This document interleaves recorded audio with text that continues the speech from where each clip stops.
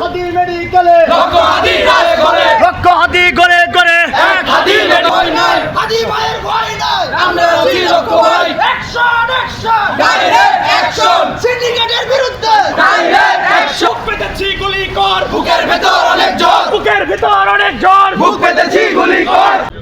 আমরা জানি উসমান হাদি তিনি একজন বলিষ্ঠ কণ্ঠস্বরের উদাহরণ, বাংলাদেশপন্থী একজন বিশিষ্ট ব্যক্তি। আমরা জানি উসমান হাদি ভারতের আধিপত্যের বিরুদ্ধে একক কণ্ঠস্বর, যে কণ্ঠস্বরকে স্তব্ধ করার জন্য বারবার তার উপর হামলা করা হয়েছে। আজকে আমরা দেখতে পেয়েছি তাকে এমনভাবে গুলিবিদ্ধ করা হয়েছে, তিনি আর কিনা সেই সংখ্যায় আমরা পড়ে গিয়েছি। আমরা বলতে চাই, সামনে নির্বাচনের তফসিল ঘোষণা হয়েছে। আমরা ইতিমধ্যে দেখতে পেয়েছি ব্যবসায়ী থেকে শুরু করে দিনমজুর থেকে শুরু করে একজন রাজনৈতিক নেতা যিনি সংসদ সদস্য পদপ্রার্থী, তার জীবনের কোনো নিরাপত্তা নেই। হাতি ভাইয়ের কিছু হলে, হাতি ভাইয়ের কিছু হলে আগুন ভরে ভরে।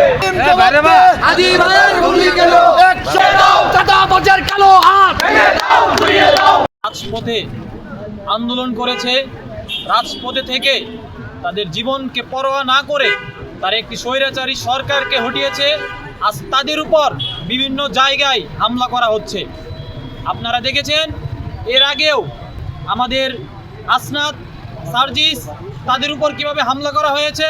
আজকে আমরা দেখলাম ঢাকার রাজপথে উসমান হাদিকে নির্মমভাবে আহত করা হয়েছে এবং তাকে দিবালোকে রাস্তায় গুলি করা হয়েছে।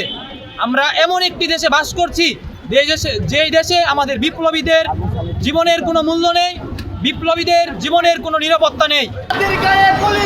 প্রশাসন জবাব চাই। Direct action,